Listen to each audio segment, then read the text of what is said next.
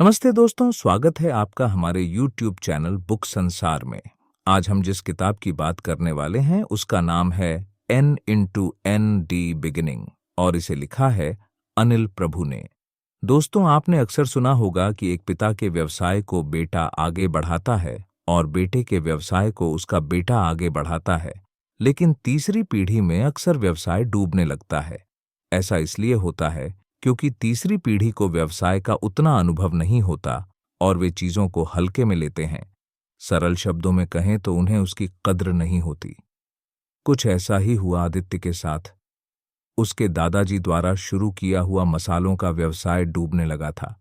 हालात यहां तक बिगड़ गए कि आदित्य को कर्ज लेने की नौबत आ गई। जिससे उसने कर्ज लिया था वह उसके घर पर आ धमका और आदित्य को जलील करने लगा। आसपास के लोग इकट्ठा हो गए।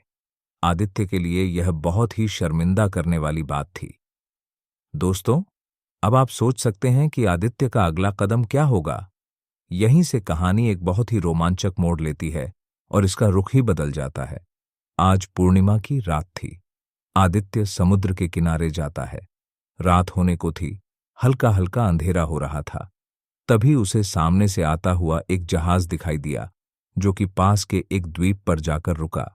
आदित्य ने उस जहाज में जाने की सोची और अगले कुछ ही पलों में वह एक छोटी सी नाव लेकर उसकी तरफ चल दिया। वह कुछ ही पलों में जहाज के अंदर था। वहां उसका स्वागत कुछ अनजान लोगों ने किया जो कि दूसरे देश के थे। उन्होंने एक खेल खेलने के लिए कहा। खेल का नाम था ग्रैब एंड रन। जैसा कि हम बचपन में खेलते थे, कुछ उसी तरह का। लेकिन होश उड़ाने वाली बात यह थी कि बचपन में हम कोई कपड़ा बीच में रखते थे, लेकिन यहां पर किंग कोबरा बीच में रखा हुआ था। जीतने वाले को सोने का सिक्का मिलेगा। जहाज के अंदर प्रवेश करते ही उसे महसूस हुआ कि यह कोई साधारण जहाज नहीं है। वहां मौजूद लोग उसकी मदद करना चाहते थे, लेकिन उनके खेल के नियम अजीब थे। ग्रैब एंड रन का खेल उसकी जिंदगी का सबसे बड़ा चैलेंज बनने वाला था। उसे समझ में आ गया था कि उसे यहां सिर्फ अपने लिए नहीं, बल्कि अपने व्यवसाय और परिवार के लिए लड़ना होगा। यहां से फिर आदित्य को और लोगों को जोड़ने के लिए कहा जाता है। जितने लोग एक साथ खेलेंगे उसके 2 गुने सोने के सिक्के मिलेंगे।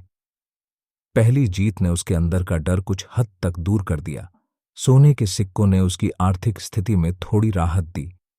अगली बार अपने दोस्त गोविंद को साथ ले जाने का फैसला उसके लिए महत्वपूर्ण साबित हुआ।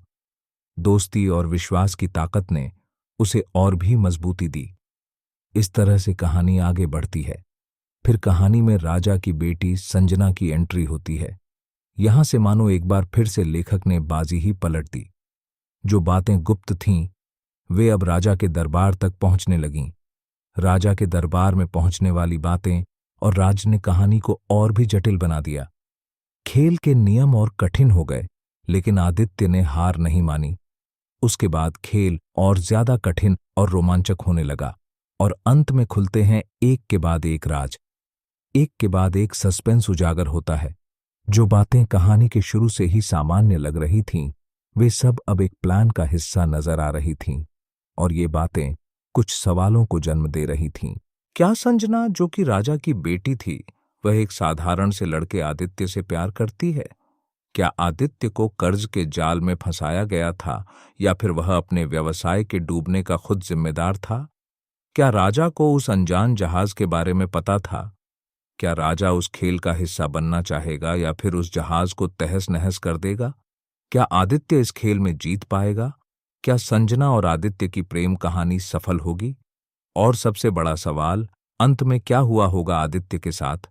तो दोस्तों, इन सभी सवालों को जानने के लिए और अगर आप इस रोमांचक कहानी का पूरा आनंद लेना चाहते हैं, तो अमेज़न लिंक पर जाकर किताब खरीदें और पढ़ें।